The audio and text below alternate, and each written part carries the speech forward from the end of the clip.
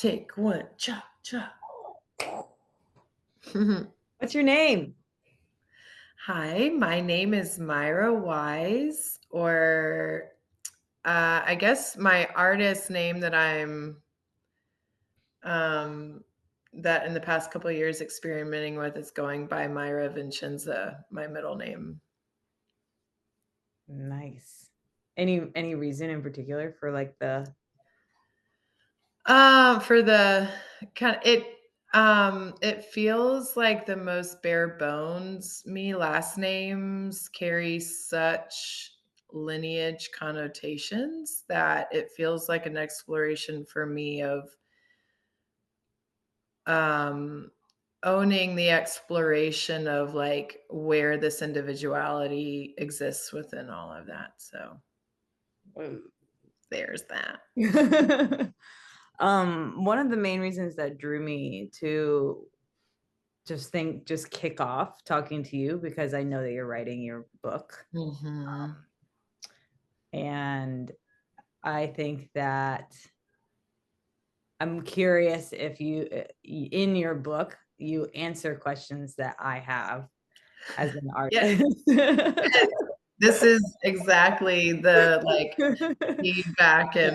and, data sesh I need, yes. Yeah. Because So the I'm goal is to answer questions and also pose questions to pose questions artists. too. I'm sure, yeah, prompting, particularly. So, just really for my sake, will you tell me I wrote it, let's see here. Yeah, what are some of the sections of the book? You don't have to do it in any particular order.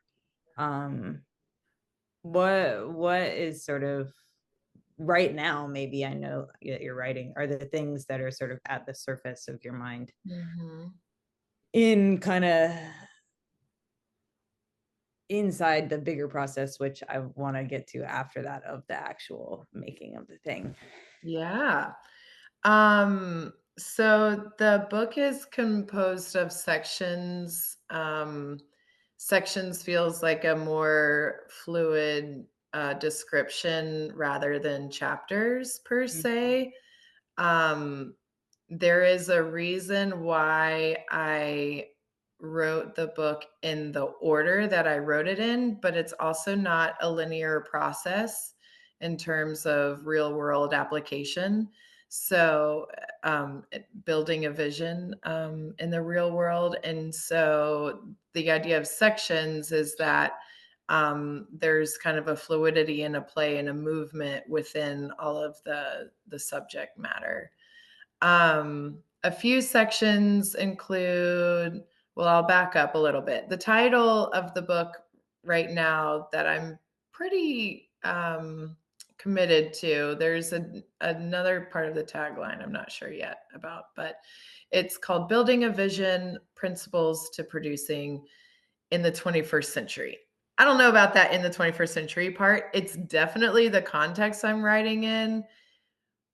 I imagine days after it's published, it's gonna be already outdated from a technology standpoint, but the goal is that there are some timeless insights, probes, and, kind of nuggets, if you will, that relate to different logistical aspects of bringing an idea to life. Um, and so a few of I'll say right now, I'm finishing up with accessibility as a chapter, and that's primarily focusing on physical accessibility, but I touch on a little bit um, economic accessibility and theme and like subject matter accessibility. I can launch into all of those things, but yeah, to keep it tight, I'll just say that for now. And then venues, I just need to polish up that last section, and then I close the book with postpartum. So I still feel like a new mother. My daughter is almost 8, and um, the idea of postpartum, I've realized, comes from anything anyone births. There is a part of the process that we give so much attention and energy and focus to the way something begins or the way something starts or getting something to this launching point.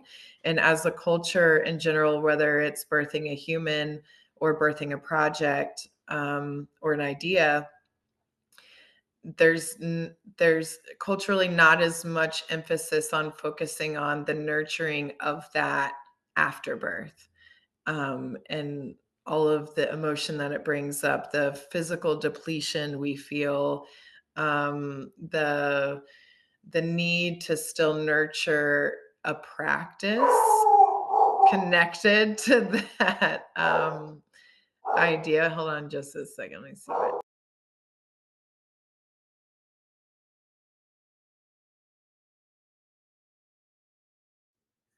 She hasn't done that in so long, it's so funny. It's the old lady, but then she got excited, she saw something. Okay. But yeah, this idea of like, what does nurturing look like to something that's just been birthed? For artists, that might look like something, work going on tour, but it also might look like a work being out in the world. There might be footage of it out in the world. Something, a written material maybe passed around at a certain point, or coming out of a performance of a written material. There's this kind of aftershock, this like after moment that we don't give much time to. So that's how I close the book, to like start ideally more conversations around how we care for something once it's born. Do you look forward to practicing that part for yourself? Yes. This is all like, and even literally writing the book is me building my vision, and so it's kind of this, like, meta experience for me that it's, um every single aspect and, like, section of the book is me writing to myself too, especially as an artist, but also as an arts manager and administrator, because there's also an art to that. And yeah, it's like encouragement for myself that I hope other people find helpful too. Yeah, that's like meta, kind of a turning of yourself inside out, Yeah. kind of like in a continuous Yes, exactly. way. Yeah. And then experiencing that also with the people that you work with. Mhm. At what point in a process would an artist come to you? Come to me or come to the book? Or both? Yes. Yeah, in context of the book, really at any point of the process, because, I'm writing it in a way that ideally it serves as like a navigational tool or mapping tool, where I'm posing inquiries, related to the section that requires homework of the artist. And arguably, at any point of the creation process, there's space for that. Now, depending upon where the artist is in their process and kind of what the concrete variables are, or more concrete than others, that may limit what's possible for that particular project. But the idea is that in some way, there's an aspect even later in the process that you could start applying some of these, questions to, that in theory will lead the artist to make different, more efficient decisions and more aligned decisions with their vision or intention. I'll And say, well, real quick, and just like coming to me as like a producer, manager, um, I don't know how else to say it. The bigger the project, the better for earlier for me to come into conversation. Just from um, the angle of like that's where I feel like I could be most helpful in the way one is thinking about approaching the creation of it. Um, the sooner I can be in conversation with artists, the sooner I can provide insights for directions they may take with different logistical aspects. Um, that's not to say that's the only way I work though. So it's artists come to me at all different parts of the process. Like, for example, the latest one, and institutions too. For example, just this a few days ago,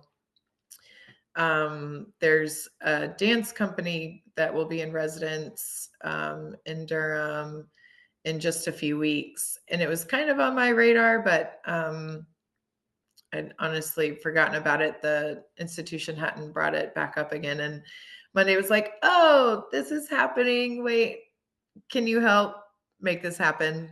Okay, thanks. And it's like, oh, yeah. Okay, what's needed? Okay, boom, boom, boom, boom, boom. Hotel bookings. Is Airbnb better? No budget to, really rent a car. There's 8 of them. It would take a van, and 5 days is a long time. So, okay, hotel needs to be in walking distance, and, um, catering things, being in touch with the company manager of the dance company. So there's all these things where, um, I can still help make it happen. It's just that if I had started in the process when they first started having the conversation of the company coming at all, there might have been different ways or less concentrated in terms of a rushed feeling. The quality would just be different, but it's all going to happen and it's going to be great. what's the company that's coming? It's, Pioneer Winter is coming. Oh, Pioneer Winter Collective, you should definitely look up, and, they're Miami-based, um, and work a lot in the queer community and intergeneration. The work in particular that they're developing is connected to intergenerational idea of, like, legacy in the queer community and, kind of expression of um, wisdom and experience, and also experiences of um, youth or like current generations, and kind of that interplay, um, and that wisdom. So yeah, I'm excited to learn more. I'd heard about him in this company, but I haven't. This is my first time meeting them. So yeah, cool.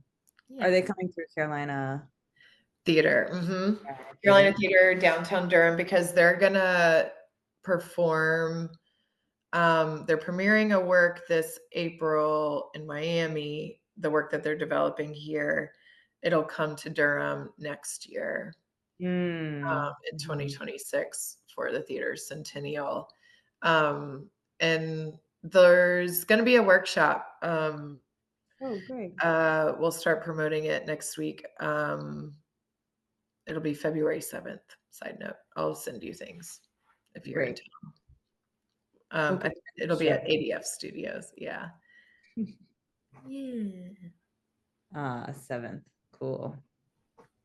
Um, Sort of separate from your immediate work, I know that you and I have had some conversations just on like the local dance community and like the development of the community and kind of well, and part of your work being connecting the web, like Mhm. helping make connections of people, just Yeah, knowing.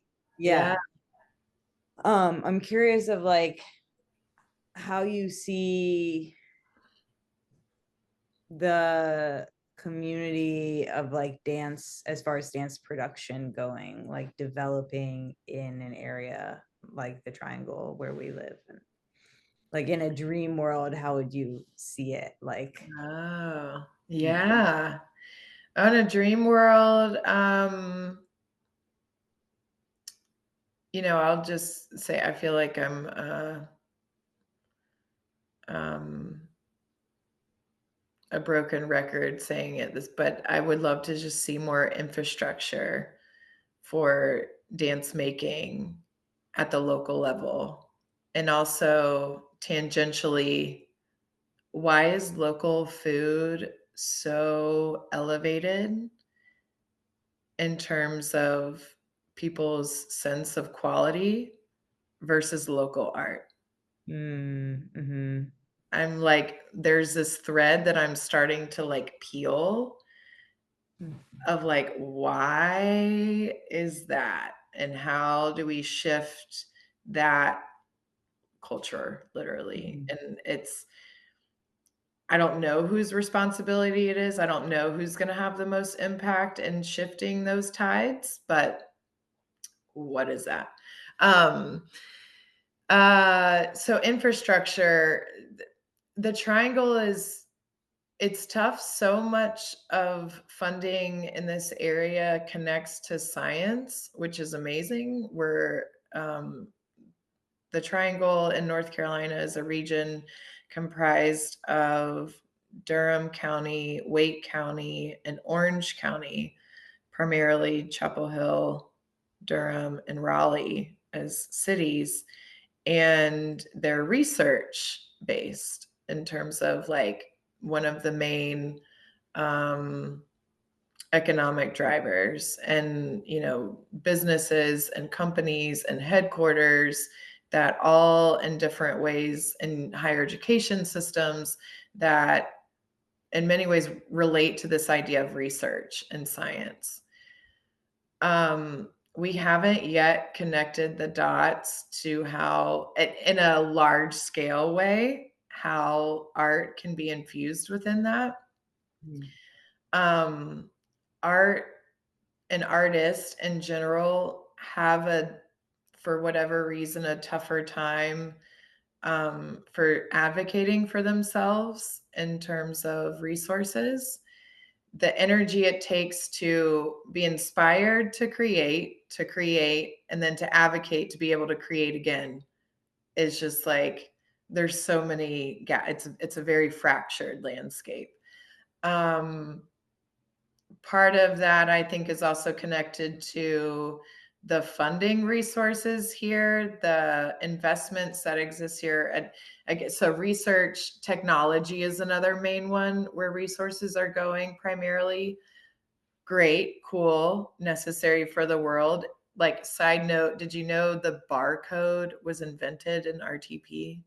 Like, no. types of things. Yeah, like, cool, you're really impacting the world and from this little like corner, but also these municipalities and counties are absolutely leaning on art and artists and culture as a ploy for appeal. It's how they lure visitors, and it's how they attempt to make locals, have a quality of life that's positive, and that's great. But like, what are you doing to help feed that possibility and keep it a probability? And so by infrastructure, I mean like literal, like the plumbing of it all. Like, where are our funding pipelines that are more than $1,000 and $1,500 grants? Artists I've found in this area will have to look to bigger cities like Raleigh or even Charlotte because there's more opportunities there. And if you kind of dig into some of the infrastructure that exists in those, Raleigh, especially, it's the capital, but they've got a specific office dedicated to the arts that is city managed and run and funded. But Mm, they get to also act as advocates in the community and kind of and to the city on behalf of.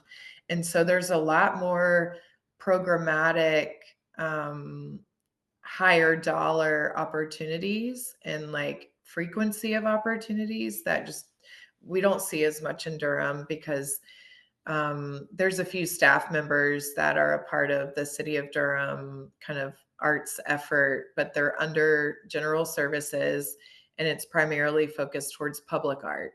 Cool. That's only one fraction of Mhm. a the artists that exist here, the talent, the skill level, the genres, do all of the above.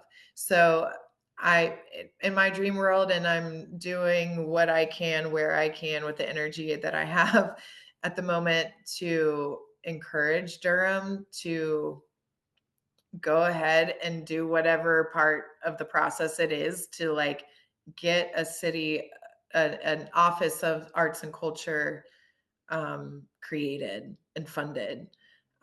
When it becomes someone's full-time job to represent the arts and like cultural connectivity, um, who would have industry experience, again, can be advocates for the community where it's not the job of the artist to some degree to do their own advocating. Like every other business has this like lobbyists for them, right? And so um someone who can really lobby for the community on behalf of, with them in their ear, of course, and then also can understand the kind of government landscape and public policy landscape and just how all of that ecosystem works and like where the arts could help and like assist and like literally be more creative in terms of how we literally structure our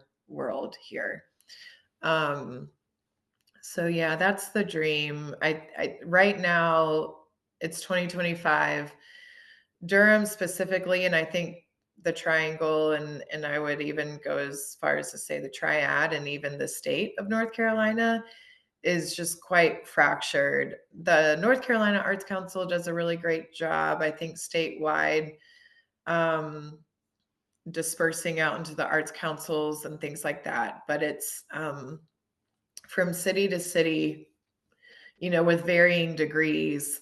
It's the art kind of world is pretty fractured, whereas larger cities like even Atlanta, just have more, or Miami, again, population is higher, funding resources are higher, but like what can we be learning from like how they started those infrastructures? Mhm. They got there somehow.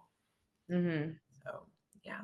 What would you see serving as something that would support bringing that, making the community less Making it fractured? happen. Um, there's been groups of artists that have kind of, rallied and compiled compelling proposals and things like that to the city. Um, my idea at the moment is like, okay, maybe I just, let's re-inspire another group of artists to start rallying at city hall and town hall moments where we can just keep chomping at the bit. Mm, Um, the city is going through this cultural roadmap process. They're now in their second set of consultant, to help facilitate that process. But again, and I shared this in a focus group session, it's all a band aid, and we can ask the artists for feedback and try to be as diverse as possible in ethnicity and language and genre and socioeconomic status as we receive feedback. But it's all wasted air if it's just like, oh, yeah, we need more funding. And like, who's going to do that? And like, who's going to implement that? And we're all going to start looking around again and no one's got the energy because it's no one's job. If mhm, first the office came and a way to fund it. And if they need to add a penny tax or what have you, they can emulate what other cities have done. Um, once this that office is created, then they can create the strategical plan for 20 years that is inclusive of genre, is understanding of the impacts of technology and the opportunity with technology and accessibility on multiple levels. You know, it's like then it's someone's job to do that actual work Mm. of implementation and yeah, I don't know what work is gonna take, but I some kind of like quasi protesting almost, you know, because for the city to lean in so much on artists to, you know, create the appeal of the city, they need to actually start creating some plumbing, you know? Yeah.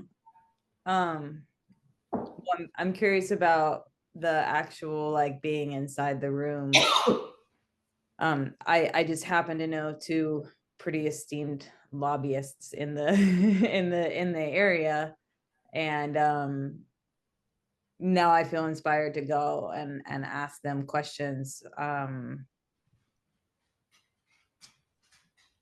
Sort of what actually would that look like? What kind of institution would need to be making those asks Mhm. for more money? Because I would, yeah, I don't know. I'm not, I don't Yeah, like if there's a, yes, I think like making the need more visible is a step in right. the process.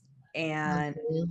um and then also sort of a long-term inside job, like Right, right. yeah, I mean, I'm curious if you've ever been interested in in lobbying, Yeah, I'm like getting there. I think that's honest yeah, that it's I honestly can give like you once the upon number of a couple guys. yeah, once upon a time, I did, like, wanna be a lawyer to, like, go to bat, and I do think the book is a moment in my career to help me launch into my next couple decades. That's an arbitrary number, but, Mhm, kind of this next major phase of, um I like saying thought sharing rather than thought leadership, like, mm, it's not a hierarchical thing, but it's more of, like, sharing and, again, lobbying and advocating and rallying and helping tell the story. I think, again, it's part of the lobbying and advocating part of what makes that so difficult for the moment that we're in is we don't have the data, the quantifiable data doesn't exist on a large scale.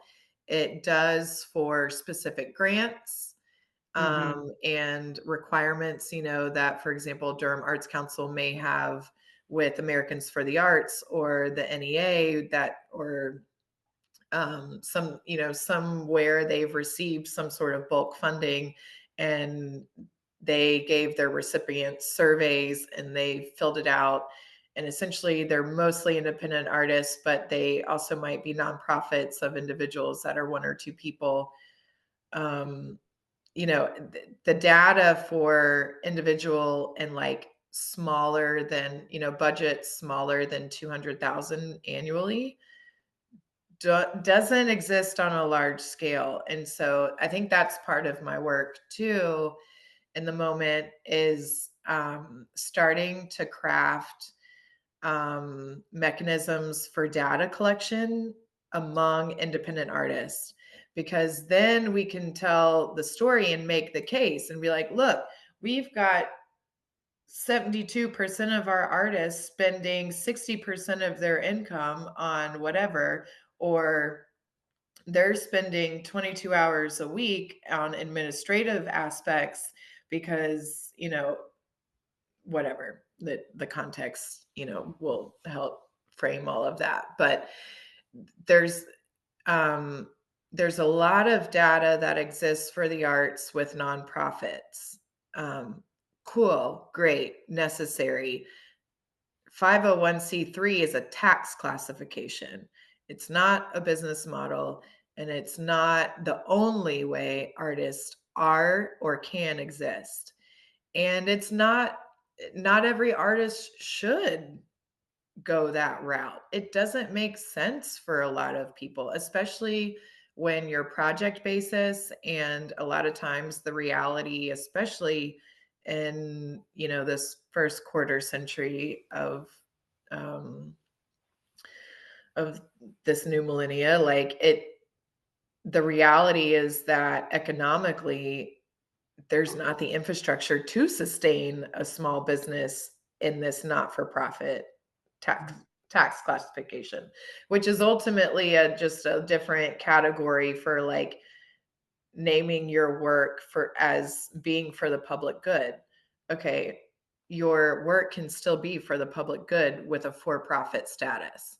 So like Proximic Media, I took a long time to decide which route this particular entity was going to go, because I didn't wanna just do what I thought I was supposed to do to be successful. I saw how much work it took to maintain a nonprofit status, between the requirements of, like, having a board, they have to meet a certain amount of time, you have to document the minutes, you have to, maintain, there's all sorts of things. Um, as an LLC corporation, I chose to be an S corp, because then, um, to get into tax code for a second, Mhm. as an S corp, I'm required to have an employee, and so I'm not self-employed. I'm an employee of Proximic Media. So all of my taxes, I've Mm. got money going into Social Security. I've got money going into, my federal taxes are paid, my state taxes are paid as me as an individual. And that for me sets me up for better success, as an employee down, as a working person in the United States of America, down the road, because I'm still paying into this thing of the system. Um, when you do an LLC C corp, there's some self-employment tax you have to pay, and I'm not sure about the rates, but from what I could tell in my research, um, it didn't have the same benefits in terms of how much I was paying in terms of taxes, and how I was setting myself up in terms of, like, what taxes I was paying into as an individual. Um, so to back up, around, how do we get there, and where do we start? I think there's this kind of layer of, first we need to start collecting the data to be able to tell the story. Then someone's got to tell the story, and then cities have to do something about it. And yeah, it's not linear, and again, it's just having someone to have time to focus on it, um, and to have to that passion around it, and also with data, be able to speak to the impact in a tangible way. We as artists and supporters of the arts understand that impact, but it's much more qualitative and anecdotal. And now we just, from the independent standpoint, or um, minimal nonprofit stature, having a typically small nonprofits are considered organizations with budgets around 250,000 a year and above. And so, like, below that and independent, like, we've got to start naming what they are literally going through, if that makes sense. Mhm. Yeah, it seems like there's I'm hearing a little bit of a shift in the artist mentality. Like if all of us had Mm. our were our own employees, you know? We're And we're all small like, businesses. yeah, we're all actually, if we consider ourselves all small independent businesses, it takes a whole different energetic. It like feels different. And there's something about shifting out of the like struggling artist, like I can't perceive myself as like my art doesn't hold value, because then I'll never make any money. And it's a constant battle. I even wrote like a Substack on this earlier today, this kind of like the world's on fire. Yeah. um I can't wait to read it. I saw it in my inbox. oh great. Yeah, it's basically this. It's like the world's on fire Yeah. and like I have to make money. Yeah. That's Yeah. And delusional but a reality. So it's the system we're in yeah. to eat and live and have warmth and cooling when it's hot, and like water. And yeah, it's where we are. And your value can be for so much and is for so much good. I think that's part of the shift in the thinking is like, um, it's easy for artists to want to say, I am not about making products. I My work is not a product.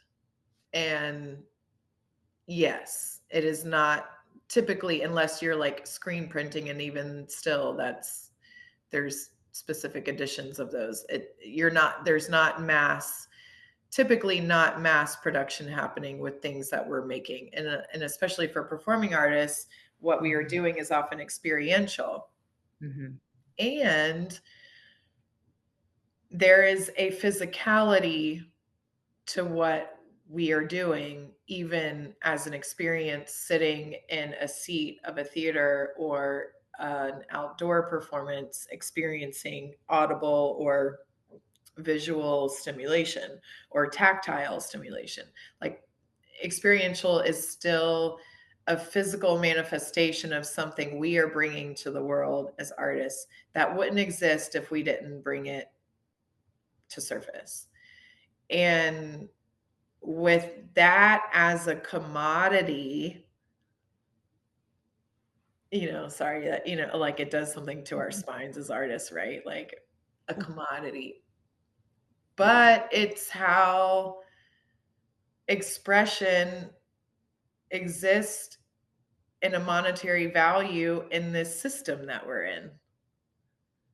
And so, how do you use that to your advantage for the public good that you care about or feel so passionate about, or it is your life purpose to connect to? I think it's also there's this layer of work of um, doing the homework and owning what your purpose is, because when you've got that clarity, what you put your effort towards then becomes like a magnet in terms of alignment. Mm-hmm. When something doesn't magnetize to it or with it, Mm-hmm. it's an indicator that maybe you shouldn't be spending your time there.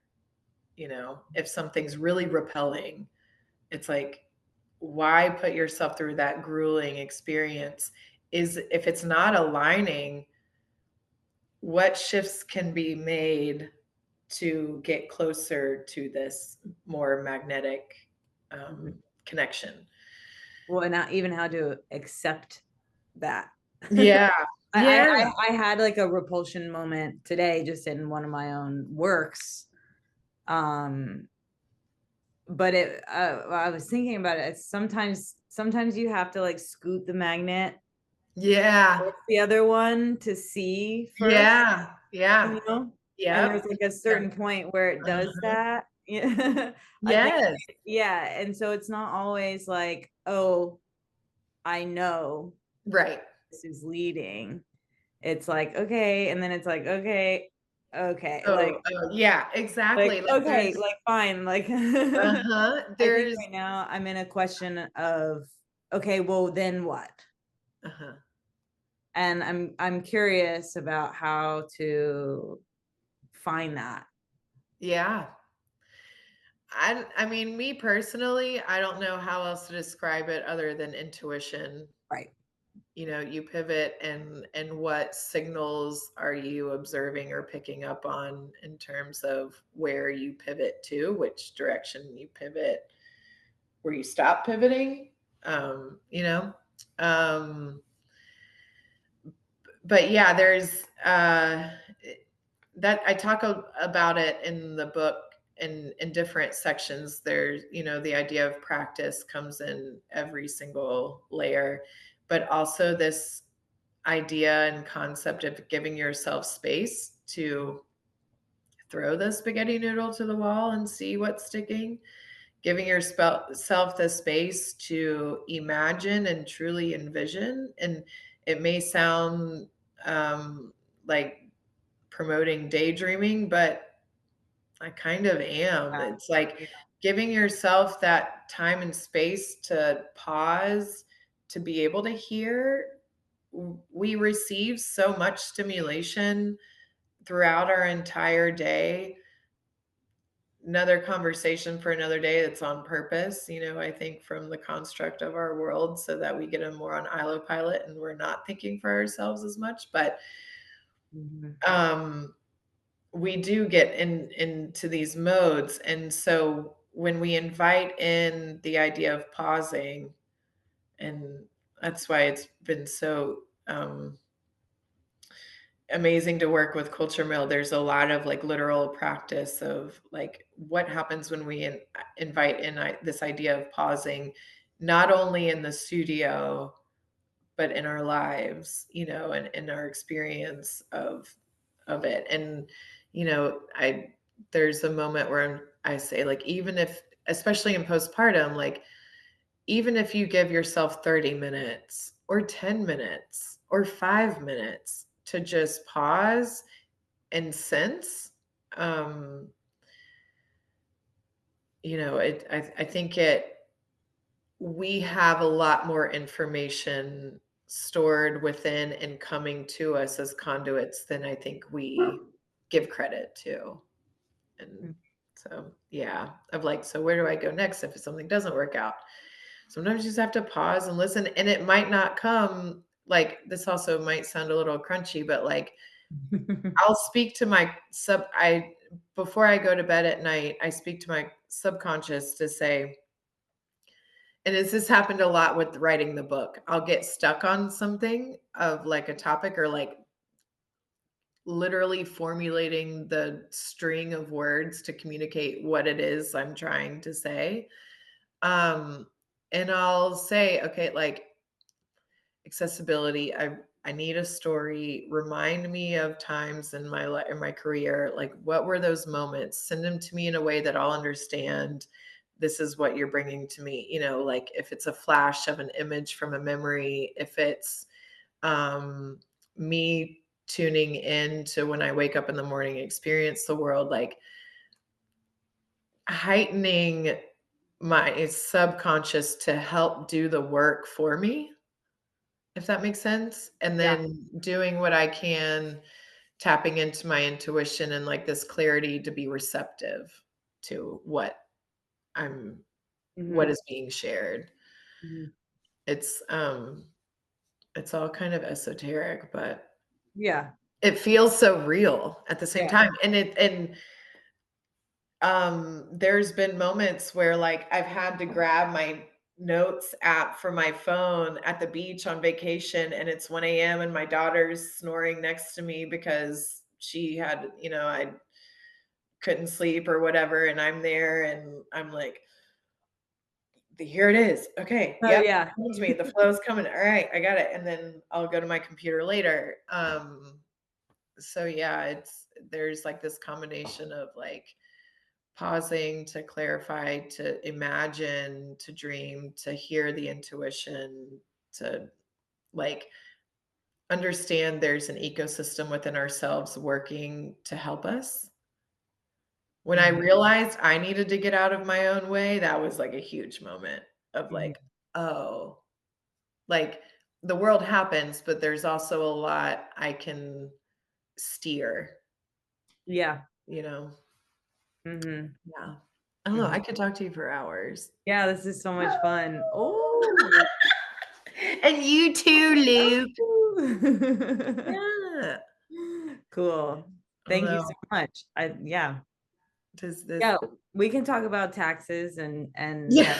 have and magic in the same conversation. Yeah. That's what dance is. Yes, I am here. Yes, that is exactly the bridge I Yeah. am, trucking on.